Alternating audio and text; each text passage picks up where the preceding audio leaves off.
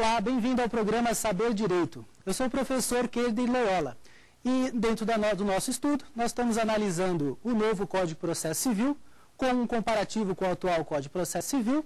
Na aula passada nós tivemos um estudo sobre a teoria geral de recursos. Nessa aula trataremos de apelação. Hoje nós temos aqui com a gente 3 alunos do curso do Direito.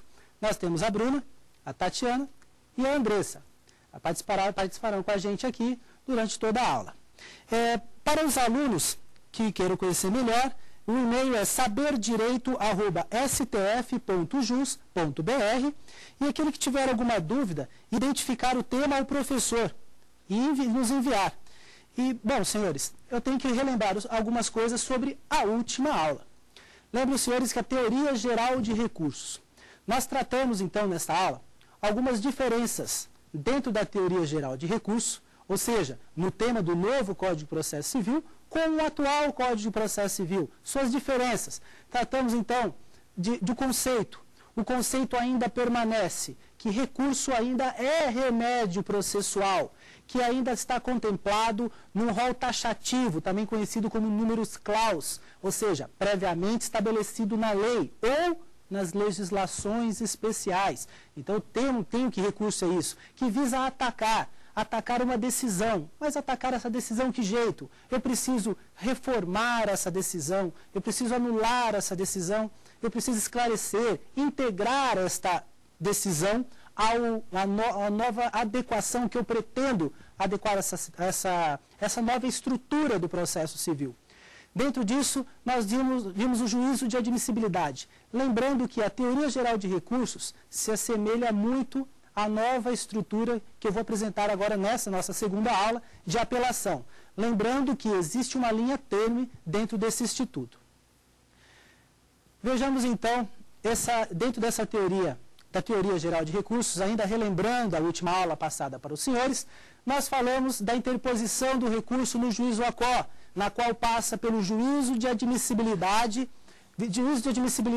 esse que analisa os requisitos intrínsecos e extrínsecos, aqueles do Barbosa Moreira, para verificar se aquele recurso tem sim condições de ser endereçado, encaminhado para a superior instância para uma possível reforma, uma anulação. Vejam, senhores, o novo Código de Processo Civil até admite apresentar a interposição no juízo ACO juntamente com as peças das razões de recurso. Só que o juízo de admissibilidade para o novo Código de Processo Civil é visto somente em segundo grau, através daquele juízo de admissibilidade negativo, que não mais se opera para a primeira instância. Lembrando que, até que entre na vigência o novo Código de Processo Civil, manteremos essa estrutura formal, porque, lembrando, trata-se de regra processual. E regra processual aplica-se imediatamente, não importa se o processo está em curso. Então, ainda que os processos em curso, já eles se incorrerem sob a égide de um novo comportamento jurídico, que é o novo Código de Processo Civil, a ele todos os processos se submeterão. Então, esta ordem e dentro dessa praticidade do tema. Vejando ainda nesse segmento, falamos dos efeitos de um recurso. Falamos dos efeitos devolutivo, do efeito suspensivo, do translativo, do regressivo, todos os possíveis efeitos que possam incidir nos mais variados recursos capitulados no artigo 496 do CPC e nas legislações especiais. Vejam bem, falei do efeito devolutivo. Falei que o efeito devolutivo devolve ao judiciário a reapreciação da matéria, aquele princípio do tanto devolutum quanto apelatum. Falamos do princípio da proibição do reformatio impégios, que existe um paradoxo junto à estrutura desse sistema regressivo que traz o Código de Processo Civil. Então, como fica essa estrutura? Então, foi passada essas aulas, eu recomendo os senhores verifiquem no YouTube essa aula passada, porque é de extrema importância para os operadores do direito, aqueles estudantes do direito, aquelas pessoas que estão se preparando para concursos públicos, prova da UAB. Vejam, senhores, que a nossa aula de hoje, apelação, ela se assemelha muito à estrutura da aula passada, mas existem alguns pontos de relevância e que trata de uma linha muito tênue entre a teoria geral especificamente o recurso dado por excelência, conhecido por excelência, a apelação. Então, entrando no recurso de apelação. O recurso de apelação é um remédio processual. Mas por que eu posso considerar a apelação um remédio processual? Porque a lei me permitiu pensar dessa forma.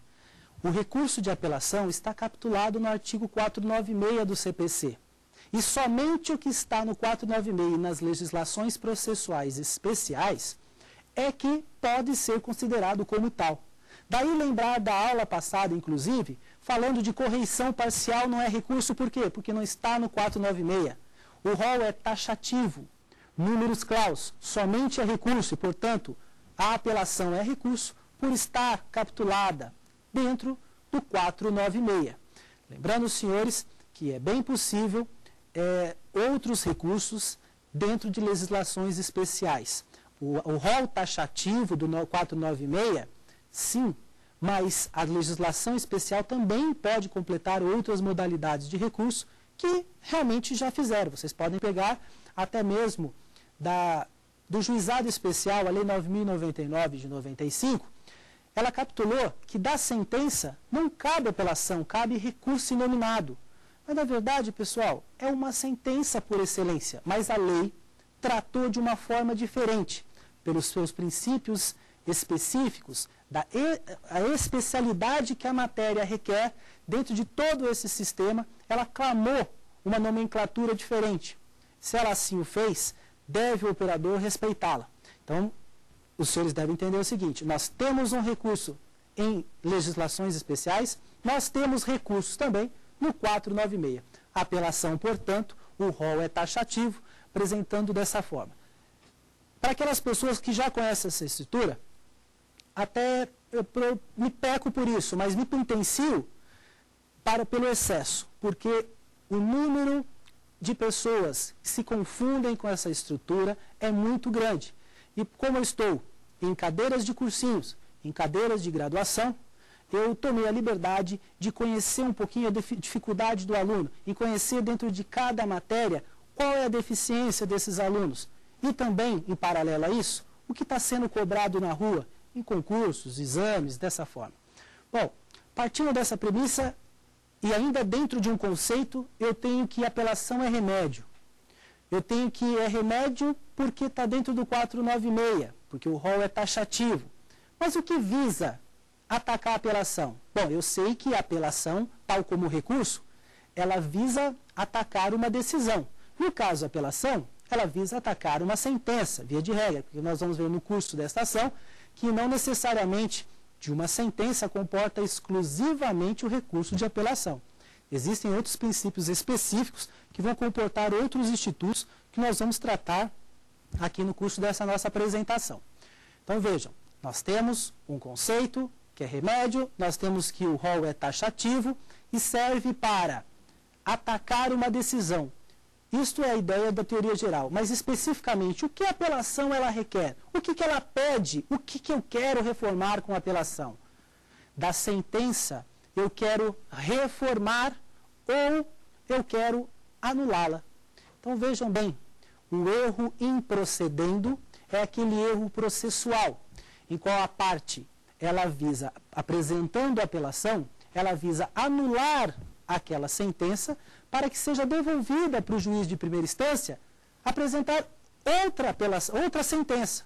Ao passo em que a reforma, o objetivo da reforma num recurso de apelação é encaminhar as razões, junto com a interposição, para a superior instância, e o tribunal, neste caso, verificando que preenche os requisitos necessários para o juiz de admissibilidade, passa a conhecer do mérito e verificando que realmente procede o pedido daquela parte sucumbente, ele pode reformar aquela decisão de primeiro grau. E reformando a decisão de primeiro grau, ele substitui aquela decisão de mérito por outra. Enquanto o recurso do erro improcedendo, o tribunal apenas anula e manda o juízo, a ACO, a emitir uma outra declaração do Estado, a dar uma outra sentença. Então vejam, dentro ainda do Instituto Conceito, o conceito é uma premissa que acaba explicando praticamente todo o recurso da apelação. Recapitulando, é remédio processual. Recapitulando, é recurso porque o rol é taxativo e a apelação está prevista no 496. É recurso porque visa atacar uma decisão. Sim, e no caso da apelação, visa atacar erro. E este erro é o erro improcedendo, que é o erro processual, e é o erro de conteúdo, que é o erro injudicando, também conhecido aí como um erro material. Então, lembrando que essa estrutura toda, ela forma um conceito sobre apelação. Verifiquem que trata-se, se vocês pegarem, se os senhores agora visualizarem um conceito da teoria geral de recursos, é muito semelhantes. Você pode verificar que dentro dessa estrutura, esse novo conceito de apelação, você vai verificar um princípio de especialidade dentro da estrutura. Ou seja, a apelação, ela tem os mesmos requisitos da sua teoria geral, só que ela visa atacar erro. Cuidado, o que difere dos embargos de declaração. Embargo de declaração também é contra uma sentença, mas não da parte dispositiva da sentença. Para quem acompanhou na primeira aula, verificou e hoje toma a liberdade de repetir, os embargos de declaração, já no corpo da sentença, nós verificamos lá dentro do relatório, imagina alguma tese contraditória, uma tese omissa, ali por meio, visando esclarecer aquele conteúdo, através dos embargos de declaração, eu ataco aquela sentença, mas eu estou atacando o relatório. Isso não faz com que mude a sentença de procedente para improcedente. O recurso de apelação, ele tem esse condão. Mudar a parte dispositiva, que é onde fala, isto posto, a ação é procedente, ou a ação é improcedente. A apelação, ela tem o condão de alterar essa parte dispositiva, seja por erro improcedendo, ou seja por erro injudicando, ou seja erro material, ou seja erro processual, a apelação ela visa atacar esse instituto. É este o comportamento, é isso que se espera de uma apelação. Nós falamos que é possível um recurso contra a sentença que não seja a apelação. Lembrei de um caso. Eu falei os embargos de declaração, na verdade ele não ataca a parte dispositiva, ele ataca a parte do relatório. Então, dessa sentença, não é que da sentença comportam dois recursos. Existe o princípio da unirrecorribilidade. De cada decisão, só comporta um recurso. Então, da decisão, da parte dos esclarecimentos na parte do relatório, daquele ato, só comporta um recurso, o embargo de declaração. Da parte dispositiva da sentença, comporta um único recurso, a apelação, visando o erro improcedendo, o erro injudicando. Então, dentro dessa estrutura, é possível também o oposto. Eu mencionei, neste caso, que é possível, sim, contra a sentença, não ter apelação. Tem embargos, ou contra a sentença no juizado especial, tem um recurso inominado, ou seja, também não é apelação. É possível agora uma decisão que não seja sentença ser atendida por apelação? Veio uma pergunta justamente disso. Da decisão, é a possibilidade de uma decisão que comporta uma resposta diferenciada? E existe. Imagine os senhores um incidente de impugnação da gratuidade da justiça. Na verdade, é um incidente, isso não põe fim ao processo, isso não faz com que dê procedente ou improcedente a ação para a parte, e sim, é uma questão que está sendo decidida no curso processual para apreciação do mérito final. Desta decisão comporta apelação.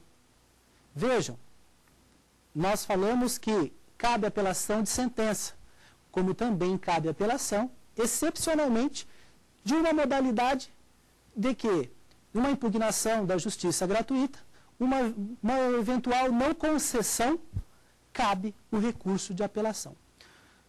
Eu vou separar as perguntas dos alunos aqui presentes em três fases. Agora no início, no meio eu vou abrir novamente, porque às vezes as dúvidas aparecem no curso e eu vou abrir aqui a primeira e no final ainda teremos um resumo. Alguma de vocês tem alguma pergunta para fazer sobre a apelação? É possível existir outro recurso que não seja apelação para a sentença no novo Código de Processo Civil? Senhores, é possível, dentro do novo Código de Processo Civil, por uma estrutura dessa que nós contemplamos, é possível um outro recurso que não seja a apelação? Senhores, já para o atual código em vigência, nós vimos os embargos de declaração, não da parte do DECIS, e sim do relatório, comporta sim, desta sentença, comporta os embargos.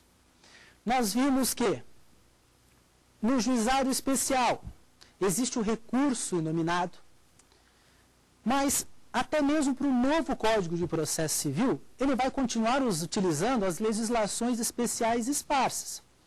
Imagine então, nós temos a lei de falência. A lei de falência, da decisão que declara a falência, comporta recurso.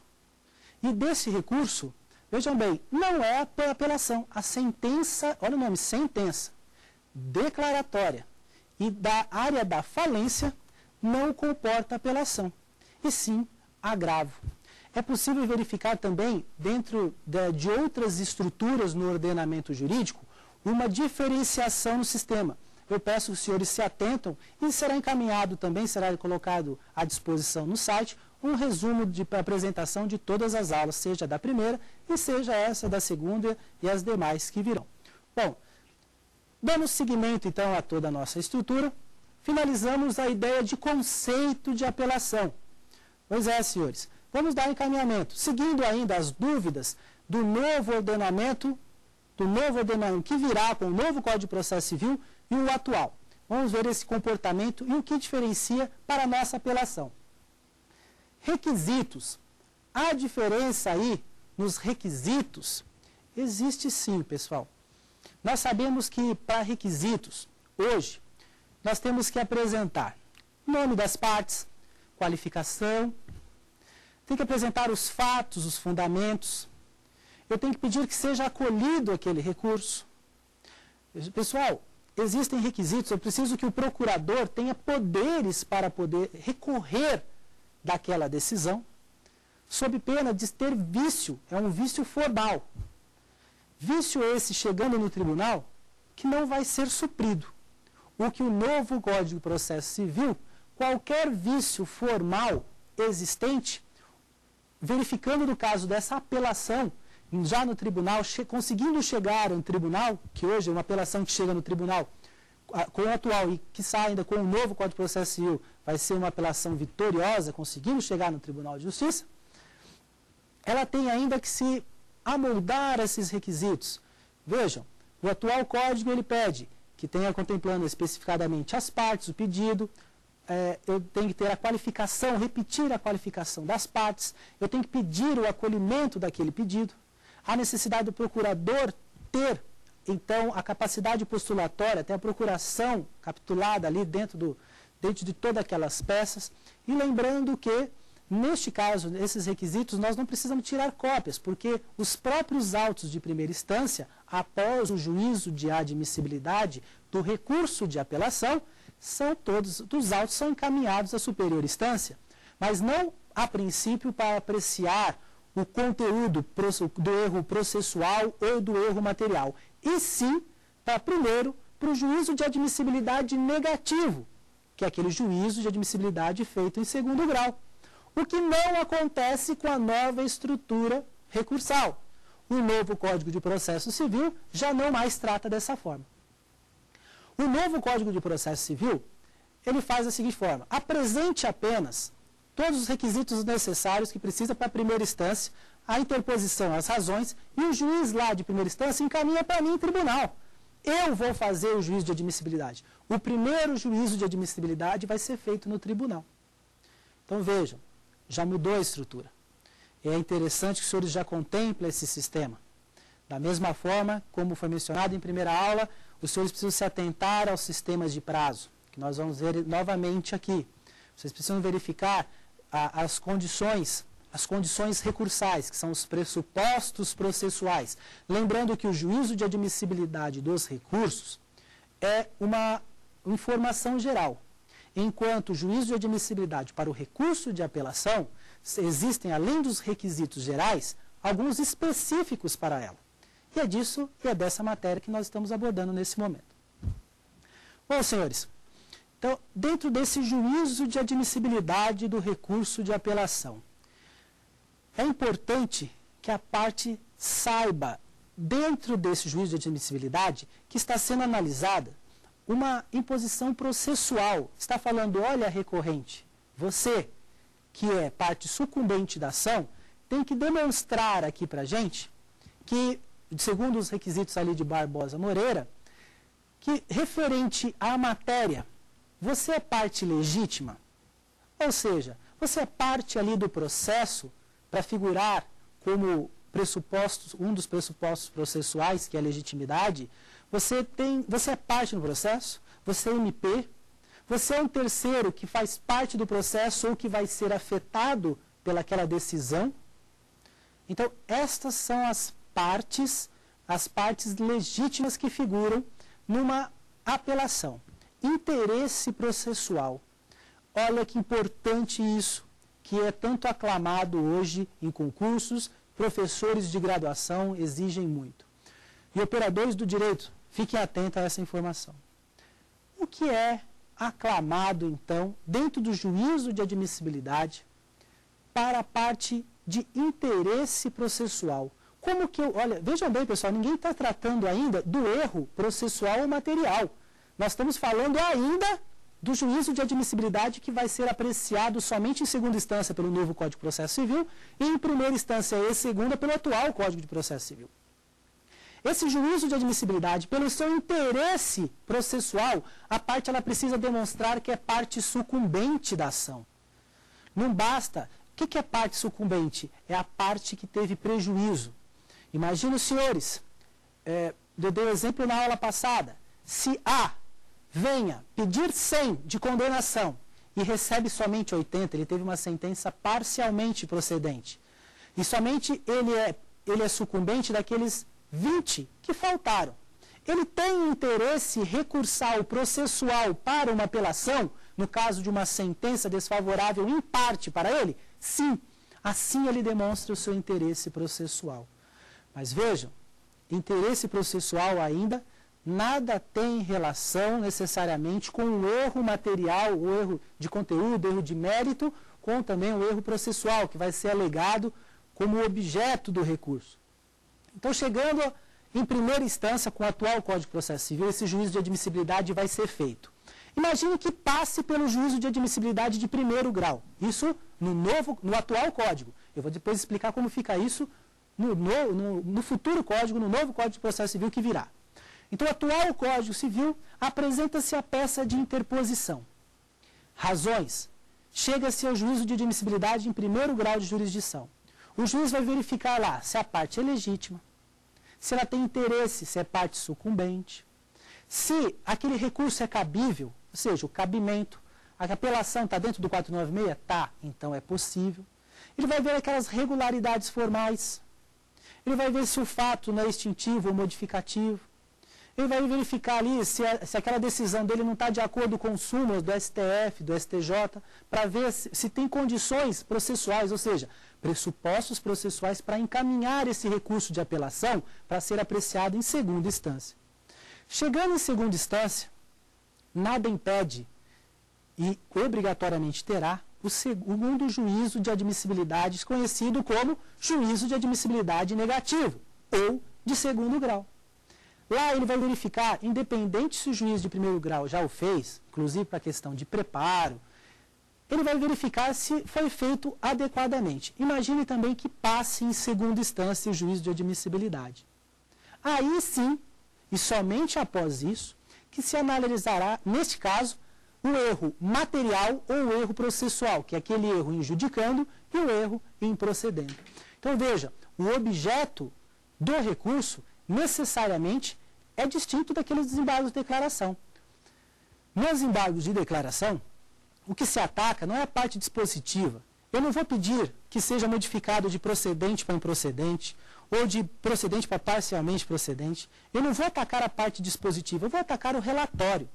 Lembre-se do princípio da unirrecorribilidade. Para cada decisão, existe um tipo só de recurso. E nesse recurso, especificamente, atacando o erro processual ou atacando o erro de mérito, nós estamos falando exclusivamente do recurso de apelação capitulado no artigo 496. Senhores, imagine então, neste mesmo caso, só uma das partes recorre. nós temos a imposição, seja do princípio geral, do princípio da proibição do reformácio impégios. Esse princípio da proibição impede, a princípio, que o tribunal piore aquela situação, ou seja, se recorreu pedindo para aumentar de 80 para 100, porque a parte é sucumbente apenas em 20, não pode o tribunal falar assim, olha, não te dou nem os 80 mais, eu vou te dar 60. É a proibição do reformácio impégios. Mas imagine os senhores, o tribunal analisando esse mesmo caso, verificando, bom, eu não posso piorar a situação desse recorrente. Eu posso, pelo menos, manter a situação. Não quero aumentar. Mas analisando melhor, ele verifica a matéria de ordem pública, que não foi verificada no juízo de primeira instância, passou pelo juízo de admissibilidade negativo, que é aquele de segunda instância. E o que ele faz? Ele não pode piorar aquela situação. Vejam bem, senhores. Ele não pode piorar a situação em prol do princípio da reformácio impégios. Mas ele é obrigado a apreciar de ofício matéria de ordem pública. Para sopesar isso, existe o princípio translativo, que oferece, então, ao judiciário a possibilidade, então, dele reapreciar aquilo por ser matéria de ordem pública, ainda que exista o princípio da reformácio impégios. Senhores, apesar de complexa essa estrutura, vamos analisar esse mesmo compêndio no novo Código de Processo Civil. Bom, de início, temos os requisitos. Os requisitos, a princípio, são os mesmos, o que difere do agravo, hein, pessoal? No agravo, existe a necessidade da formalização de cópias e tal. Na apelação, sobe os autos inteiros para a segunda instância. Então, o que vocês vão apresentar em primeira instância? A peça de interposição. Da mesma forma que no atual Código de Processo Civil, sim. Apresenta-se a peça de interposição, juntamente com as razões do seu recurso. Lembrando que a qualificação tem que estar presente, o nome das partes, o procurador tem que estar ali com a sua procuração. Mas e se não tiver a procuração do procurador? Vou fazer igual o atual Código? Eu não vou deixar, por faltar, não passar pelo juiz de admissibilidade? Não. Neste caso, pelo atual Código, o juiz dará oportunidade, ou até mesmo desembargadores, no caso um relator, dará oportunidade para sanar esse vício formal.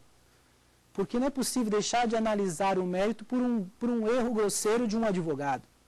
Então ele dá oportunidade hoje, aliás, para o futuro Código de Processo Civil, ele vai dar oportunidade para reformular isso. Quer dizer, já tivemos uma mudança.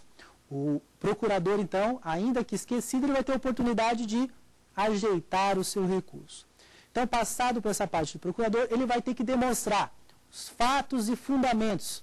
Ele ainda tem que continuar pedindo o acolhimento daquele pedido. O que ele está pedindo? Eu estou pedindo erro processual? Sim, estou pedindo erro processual. E se eles estiverem pedindo erro processual, senhores, eu tenho que alegar como matéria de objeto, de conteúdo dentro dessa apelação, eu tenho que alegar quais são os vícios, se o erro for processual, eu tenho que alegar os erros processuais, ou seja, o erro improcedendo. Agora imagine que o juiz julgou o contrário a um artigo de lei. Se ele o fez, teve um erro material, uma não observância do direito material, uma não observância do nosso direito civil, das legislações civis especiais. E se assim ele o faz, verifiquem que o objeto seria o erro injudicando, aquele erro de conteúdo. Lembrando que se assim o passa, e já pelo atual, o novo Código de Processo Civil, esse novo Código de Processo Civil vai falar, juiz, primeira instância, não faça juízo de admissibilidade, apenas colha tudo para mim e remeta, segunda instância, lá, somente lá, no juízo de admissibilidade em segundo grau, ou juízo de admissibilidade negativo, é que será apreciado isso. Imagine os senhores que mais uma vez ali o relator não apreciou uma matéria de ordem absoluta, uma matéria que deveria ter verificado de ofício, uma prescrição, por exemplo. Imagine desta forma. Pelo atual código, ele analisa de ofício, ainda que para prejudicar, ainda que seja contra reformácio impégios, que foi aquele exemplo primeiro que foi dado. Imagine os senhores, então, no novo Código de Processo Civil, o tribunal verificando uma matéria que ele pode apreciar de ofício, mesmo assim, em prol de princípios fundamentais do Estado-nação, princípio constitucional da ampla defesa e do contraditório, mesmo que ele possa apreciar aquela matéria de ofício, ele o fará somente depois de dar oportunidade para a parte manifestar. O que difere do atual Código. Se tem uma matéria de ofício e apresenta-se de ofício, o juiz já faz o que tem para fazer de ofício, ele acolhe ou não o pedido, ele alega e apresenta a prescrição. Então, cuidado, senhores, cuidado que na hora de recorrer, muitas vezes, muitos operadores do direito comentam com os seus clientes da seguinte forma: não tem problema, a outra parte não quer recorrer, só a gente recorre. O máximo que a gente pode conseguir é manter dos 100 aqueles 80. Fique tranquilo. Cuidado, pessoal, realmente existe a proibição do reformar-se impédios, mas existe também aquele efeito translativo, a possibilidade de apresentar, do exercício de jurisdição de segundo grau, apresentar também e acolher eventual prescrição, matéria que ele pode ver de ofício. Lembrando que, neste caso, o atual Código de Processo Civil, ele aprecia já imediatamente a prescrição e não aprecia a questão do mérito do recurso, e sim o mérito que é prescrição. Porque, lembrando, muita gente coloca a prescrição como matéria, preliminarmente, prescrição. Preliminar é matéria processual do rol do artigo 301, que não se confunde com a matéria de conteúdo de apelação. Senhores, então, dentro dessa praticidade, vamos passar ainda vendo as maiores incidências, as dúvidas aí dos nossos colegas, dos internautas, dos nossos interlocutores aqui, sobre esse tema. Vejamos agora. Bom, passando então esses requisitos, vamos verificar aqui. Foi passado para os senhores, na primeira aula, a diferença entre o indeferimento da petição inicial, que é aquele capitulado no 296 do Código de Processo Civil, e também aquele indeferimento de plano, porque analisou o mérito do 285A. O indeferimento processual porque as partes não estão presentes as condições de ação, nem manda citar o réu, o juiz ali de ofício, analisando que verifica, existe uma ordem a ser obedecida, a parte não obedeceu, o autor não obedeceu, ele indefere a petição inicial, com base no artigo 296. Imagine a parte sucumbente que teve a sua petição indeferida, ele tem o direito de recorrer. E se ele recorrer, o réu não será citado porque sequer formou a relação jurídica, o ato trio persone, e sequer é citado para isso. Mas vejam bem, se o réu não é citado, como é que ele participa do processo?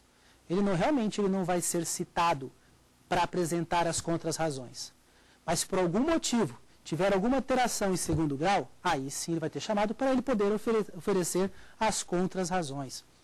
Vejam bem, a pessoa chega em segundo grau de jurisdição sem ter participado em primeira instância. Então é possível uma apelação de uma sentença de indeferimento da petição inicial, como é possível também um outro tipo de apelação com base no 285A. Aquele juiz cansado de decidir repetidas vezes daquela mesma forma, ele nem dá oportunidade para o réu contestar. Ele mesmo já pensa daquele jeito, ele pega a cópia daquela decisão com base no 285A e decide daquela forma unívoca que ele vem fazendo. Lembrando que não é uma jurisprudência de órgãos superiores, é um posicionamento pessoal daquele juiz. Hoje, esse poder do juiz, que foi a eles contemplados, e que nós devemos analisar isso com uma certa cautela. Só que no 296, que é o indeferimento da petição inicial, não cita o réu, o recurso sobe. No 285A, o réu também não é citado para apresentar contestação, mas ele é sim citado para apresentar contrarrazões em segundo grau. Mas por que o 296 não participa, o réu, e no 285A participa o réu nas contras-razões? Mas veja, existe um ponto em comum, seja em primeira instância, para o 296 e para o 285, tanto um como o outro não participam em primeira instância, somente em segunda instância, com o 285A, pelas contras-razões. O que isso vem alterar no novo Código de Processo Civil? Vejam bem, o novo Código de Processo Civil, ele traz a possibilidade do mesmo juiz que prolatou a sentença se retratar da sua sentença, daquela sua decisão. Senhores, o atual Código de Processo Civil só contempla duas possibilidades de retratação da sentença. Essas duas que eu mencionei, o indeferimento da petição inicial e aquele acolhimento de plano, o não acolhimento de plano, que é o 285A. Hoje, o atual Código de Processo Civil só entende que o 286 e o 285A são casos objeto desse sistema. Já o futuro Código de Processo Civil, também conhecido como novo Código de Processo Civil, ele já fala o seguinte: qualquer sentença pode ser retratada. O atual, 285A e o 296. Senhores, cuidado com isso. O 296 hoje dá possibilidade de se retratar, sim, o juiz, no prazo de 48 horas. Existe também a retratação do 285A, só que ali a retratação é prazo de 5 dias. Isto é muito cobrado. Pessoal, cuidado com esse sistema. Bom, ainda dando seguimento a essa estrutura, vamos verificar aqui os efeitos da apelação. Dentro desse sistema da apelação, quais são os efeitos que uma apelação pode ter? A apelação tem efeito suspensivo? Poxa, para responder isso, senhores, eu preciso mais uma vez falar, nós estamos falando do atual ou do novo Código de Processo Civil? O atual Código de Processo Civil fala que a apelação é recebida sob o duplo efeito, devolutivo e suspensivo. Devolutivo por quê? Devolve ao tribunal o poder de jurisdição sobre aquele caso, para ele poder reapreciar. E suspensivo por quê? Suspende aquela ordem emanada por aquela decisão. Uma ordem de obrigar alguma coisa, de pagar alguma coisa. Então, vejam, senhores, é este o nosso sistema. O efeito suspensivo e devolutivo como regra na apelação. Isso, vocês vão verificar as regras do 515 e do 520 do Código de Processo Civil, do atual Código de Processo Civil. Excepcionalmente, as ações serão recebidas somente no efeito devolutivo, aquele rol previamente taxativo, contemplado no artigo 520 do Código de Processo Civil. Por exemplo, demarcação de terras, aquelas ações cautelares que emanam a plausibilidade do direito, que exigem uma rapidez, uma satisfatividade imediata do Estado. Então, aquelas matérias contempladas no 520, aquelas não recebem o efeito suspensivo da apelação excepcionalmente, porque, via de regra, a apelação tem efeito devolutivo e suspensivo. Agora, o novo Código de Processo Civil só recebe a apelação no efeito devolutivo como regra e somente terá o efeito suspensivo se o relator assim entender, porque senão aquela sentença de primeiro grau já poderá ser executada. Olha que importante isso para o sistema. O juiz de primeiro grau agora, ele vai poder já executar aquela sentença, lógico que não de ofício, ele é motivado. Vocês vão ver aquelas fases de cumprimento e obrigação, o cumprimento e execução de sentença, aquela do 475J, que é justamente a possibilidade de executar aquele direito ou de liquidar aquele direito. Vocês verificam, então, por essa estrutura, que a ordem dentro do novo Código de Processo Civil é contemplada de uma forma distinta. Então, nós temos o atual Código de Processo Civil fala do duplo efeito, devolutivo e suspensivo excepcionalmente pelo 520 do CPC. E o novo Código de Processo Civil fala, a regra agora é somente o efeito devolutivo e suspensivo somente se, e se somente se, o relator assim entender, porque o exequatur da sentença já poderá ser aplicado. Ainda dentro desse segmento, eles ainda tratam dessa estrutura. Então, qual fica o efeito suspensivo? Já foi falado. O efeito devolutivo e o efeito translativo. Mantém, sim, o efeito translativo. A apelação tem efeito translativo.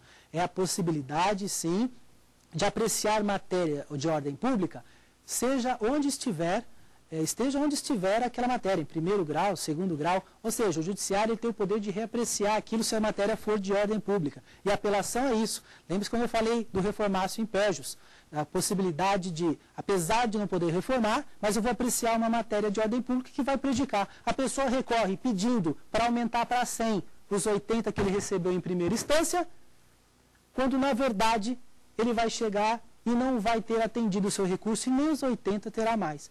Essa é a faculdade oferecida pelo efeito translativo, que é contemplado, sim, para apelação. Agora, senhores, e o efeito regressivo que tem a apelação? O que é esse efeito regressivo? É a possibilidade de se retratar. Então, voltei no que eu já tinha explicado. A possibilidade de se retratar de uma apelação. Foi passado para os senhores a possibilidade de se retratar somente em dois casos, no 296 e no 285A para o atual Código de Processo Civil. Possibilidade do juiz se retratar no caso de uma apelação. Para o novo Código de Processo Civil, o juiz pode sempre se retratar da sua sentença. Já trouxe uma possibilidade que trouxe, inclusive, um marco histórico para o novo Código de Processo Civil.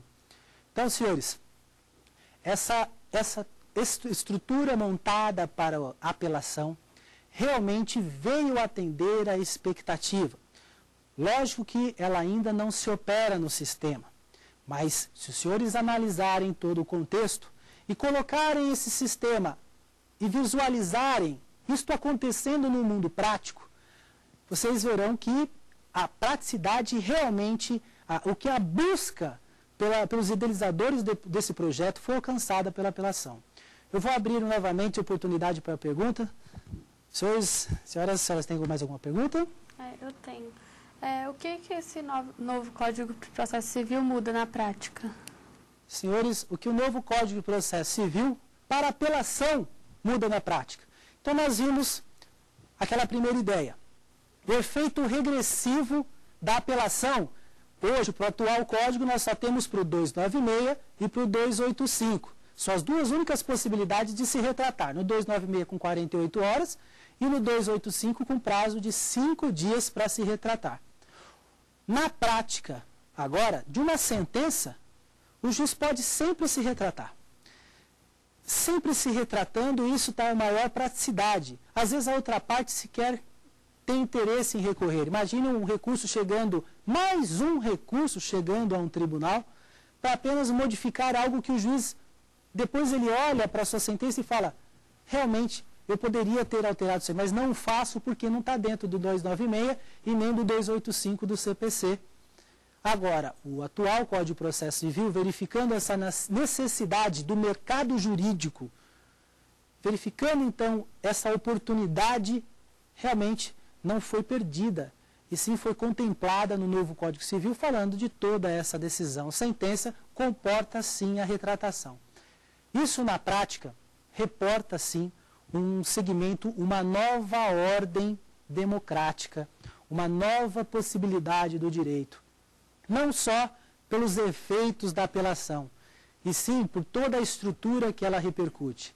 Lembre-se, senhores, até mesmo não só pelos princípios e pelos esses efeitos, a estrutura do reformatio impégios. Imagine os senhores dentro do mesmo processo de execução. Então, vocês verificando nessa órbita, como é que fica o prazo? O prazo, na prática, o prazo ficou excelente. Imagine os senhores, 2 dias antes da véspera de um feriado, numa quinta-feira, o feriado começa ali numa sexta-feira. Nós temos um prazo que vai começar ali necessariamente numa sexta. Sábado já era o feriado. Imagina os senhores terem que passar o feriado procurando saber sobre o seu recurso de apelação. Não consegue nem desligar a cabeça desse instituto. O novo Código de Processo Civil, verificando então essa necessidade, espera um pouquinho, tem que pensar diferente. E se nós colocarmos dias úteis, qual é o prazo para apelação? Continua 15 dias. Mas o que fazer com esse prazo? Eu vou aplicar o mesmo prazo processual verificado para o atual Código? Não. O novo Código de Processo Civil entendeu o seguinte, são 15 dias sim, mas são 15 dias úteis. Nesse nosso exemplo, passaria o feriado para contar o segundo dia de processo, do processo recursal, do dia desse processo. Então, vejam, é um sistema que realmente atende à exegese, é um sistema que realmente se aplica e vai ter uma operabilidade na prática de uma ordem absoluta. E dentro de todo esse nosso sistema, o recurso de apelação, ele atendeu à sua expectativa. Eu já via o sistema de apelação como um recurso por excelência. Agora, pelo novo Código de Processo Civil, lapidado como ele está, a praticidade ser melhor. Imagina os senhores agora não esperar aqueles 2, 3 meses chegar o processo em primeira instância para o juiz fazer aquele juízo de admissibilidade, para aquele mesmo juízo de admissibilidade ser feito em segundo grau, lá no Tribunal de Justiça. Ou seja, feito 2 vezes a mesma coisa pelo mesmo órgão judiciário. Lógico, por superior instância, instâncias distintas, mas feito da mesma forma. Então, verifiquem os senhores que a praticidade do tema foi atendida, não só por isso, mas pela contemplação da possibilidade de se retratar, o prazo, essa contagem de prazo. Então, a apelação hoje, ela buscou a celeridade processual, ou seja, atendeu aquele pedido da emenda constitucional 45 de celeridade e economia processual e, ao mesmo tempo, não se desapegou dos princípios fundamentais constitucionais do contraditório e a ampla defesa.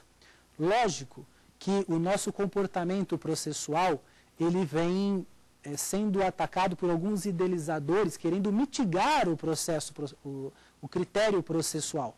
E, apesar de o legislador realmente ter que se apegar à economia e celeridade processual, não deve também se desapegar dos princípios fundamentais da celeridade e contraditório, ampla defesa. Senhores, então, a apelação. Essa apelação. Imaginem, senhores, nós temos então a sentença e, passado pelo juízo de admissibilidade em segundo grau, chega o relator, já com o novo Código de Processo Civil, e diz: não dou efeito suspensivo para a sua sentença. Então, parte sucumbente, o seu recurso não terá esse efeito suspensivo. O judiciário, então, por esse poder que ele tem, poder-dever que ele tem, juntamente com o efeito devolutivo, devolve o judiciário a reapreciação da matéria e o juiz de primeiro grau recebe aquela decisão e fica esperando a parte para poder ter o direito de executar. Aquela parte vencedora, ela já pode executar aquele direito. Imagine, olha a questão que vai surgir com o novo Código de Processo Civil. Nós já vamos ter a nova execução sendo processada. Imagine lá, um pagamento de quantia no 475J, pagar quantia. A pessoa lá tendo prazo para impugnar em primeira instância e, ao mesmo tempo, em segunda instância, ter o seu recurso sendo apreciado. Imagine, os senhores, a tendência do novo comportamento jurídico processual. Realmente, essa estrutura é fantástica. Bom, senhoras, mais alguma pergunta? Eu gostaria de perguntar como é que fica o juízo de admissibilidade. Bom, acabou sendo suprida essa pergunta. O juízo de admissibilidade para o novo Código de Processo Civil. Para aqueles ainda que precisam se atentar a essa pergunta, vejam, senhores, o juízo de admissibilidade, ele é feito somente, para o novo Código de Processo Civil, feito somente em segundo grau, também chamado juízo de admissibilidade negativo, na qual, depois desse juízo de admissibilidade pelo novo Código de Processo Civil, o relator, e neste momento, vai verificar se é caso, após o juízo de admissibilidade, verificar se é caso de dar o efeito suspensivo ou não, o que é diferente do atual Código, porque a apelação, via de regra, ela já tem efeito devolutivo e suspensivo, só não o terá naquelas regras previamente estabelecidas no artigo 520 do CPC. Meus senhores, passarei então um resumo de toda a nossa estrutura para facilitar a compreensão do tema. Nós demos então o conceito de apelação, que fala de toda a nossa estrutura, que fala do conceito específico. O recurso de apelação está previsto no artigo 496. Portanto, naquele rol taxativo do 496, é contemplado o recurso de apelação e, portanto, é recurso. Princípio da taxatividade. E de cada decisão existe um recurso. Então, da sentença comporta o recurso de apelação. Então, eu já estou desvendando um conceito da apelação. Eu sei que a apelação, então, visa atacar ela visa atacar erro. Que erro é esse? Já falado o erro improcedendo e o erro injudicando, que é aquele erro processual e que é aquele erro processual, o erro injudicando, o erro material. Os senhores, então, de posse dessa informação, têm uma sentença. Se essa sentença, sendo parte sucumbente, os senhores, então, surge para a parte sucumbente que pode ser o autor, pode ser o réu, pode ser um Ministério Público, pode ser um terceiro interessado, aquele que vai ser afetado por aquela decisão. Então, essas são a parte legítima. E quem demonstra interesse? Somente aquele que for parte sucumbente naquela decisão. E o cabimento, mais uma vez, tem que me reportar ao princípio da taxatividade. O cabimento só cabe à apelação porque ela é previamente estabelecida no artigo 496 do CPC. Verificando isso, passamos então para os senhores alguns princípios aplicados à apelação, que se assemelham aos princípios da teoria geral de recursos apresentadas na primeira aula. Falamos do princípio da proibição do reformácio impégios, nós falamos de todos os sistemas e efeitos que implicam em cima sob a estrutura da reformácio impégios, nós falamos de cada um dos princípios que atacam, que são ligados, inerentes à apelação, o efeito suspensivo, o efeito devolutivo, o efeito translativo e o efeito regressivo. Então, lembrando, senhores, o efeito devolutivo é emanado para todos os recursos e, como tal, a apelação em recurso recebe o efeito devolutivo, ou seja, tanto devolutum quanto um apelatum. Toda vez que eu ponho uma matéria em juízo a título de recurso, é essa mesma matéria que vai ser apreciada. Se eu estou discutindo apenas parte da sentença, é somente parte da sentença que vai ser apreciada em grau de recurso. Então, cuidado com esse sistema. Nós temos o efeito suspensivo. Falei da diferença do novo Código de Processo Civil para o atual Código de Processo Civil. O atual Código de Processo Civil contempla o efeito devolutivo e o efeito suspensivo como regra automática. E o novo Código de Processo Civil contempla sempre o efeito devolutivo e somente terá o efeito suspensivo somente se o relator assim entender. Nós vimos também o efeito translativo que se aplica à apelação.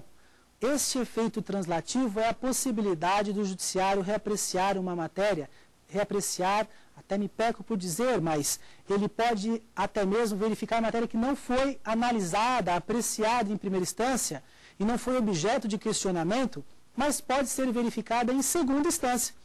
Imagine que é o caso da prescrição, que foi justamente o exemplo dado do reformácio impégios. A parte realmente pode recorrer, se a outra parte não recorrer, existe a proibição de reformar para pior. Mas se o tribunal, verificando pelo princípio translativo, verificando que tem uma matéria de ordem absoluta, de uma matéria que ele pode ser apreciada de ofício, ele verifica que operou a prescrição daquele direito, mesmo em prejuízo àquela parte, mesmo em detrimento àquele princípio do reformácio impégios, mesmo assim, ele apreciará a prescrição. O que difere do novo Código de Processo Civil, que ele não apreciará de ofício necessariamente. Ele continua podendo apreciar, só que primeiro ele dará oportunidade para a parte poder se manifestar, até mesmo pelo princípio do contraditório e ampla defesa, e somente após esse momento, pelo novo Código de Processo Civil, que assim emanaria a sua decisão pelo Tribunal de Justiça. Bom, e o efeito regressivo é a possibilidade de se retratar. Só que detalhe, na apelação, nós verificamos que na apelação só existe o efeito regressivo para o 296 e os 285 do CPC. Bom, agora nós trataremos, passamos já praticamente um resumo da aula, e só que eu gostaria de atentar a alguns segmentos. Lembre-se, em se tratando de recursos, lembre-se, existe a regra, teoria geral de recursos, existe a especialidades que contempla para apelação.